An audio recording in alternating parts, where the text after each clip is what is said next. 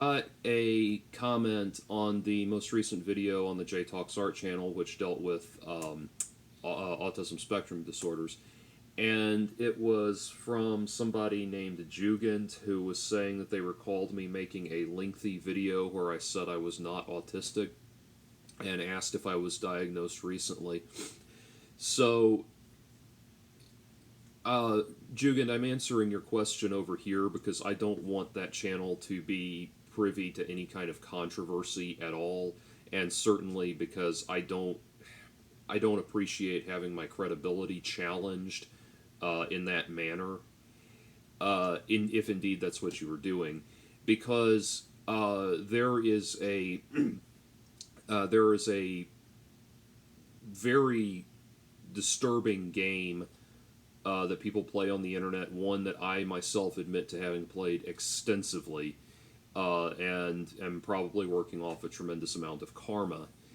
But it's a game of following a particular blogger obsessively until they say something that's significantly contradictory, and then you can out them as being a liar and a charlatan and all of that.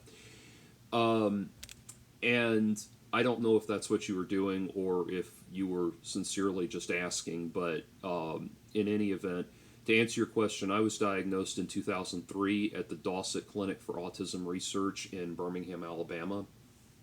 And it's something that I have never denied having. And again, I would really like to know what video you're referring to because that's concerning to me. If you can't, if you're not able to recall anything specific, then I would appreciate it if you didn't make statements like that. I would really like to know what video you're referring to where I said that, because I'd like to go back and check what I actually said, if indeed I actually did say that.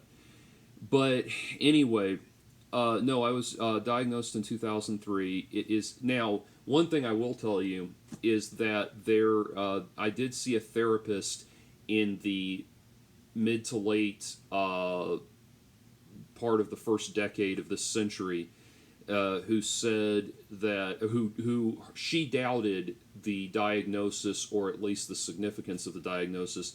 So anything that I said in that window, which would have been about, it would have been very early in my blogging, but maybe in like 2008, 2009, I may have said something in there that doubted the significance of it or downplayed it or something like that. But she eventually changed her opinion as well. But I no, I have always in fact, it was first suggested that I was that I had Asperger's when I was about 15. And at the time, it was a relatively new concept as far as at least popular awareness.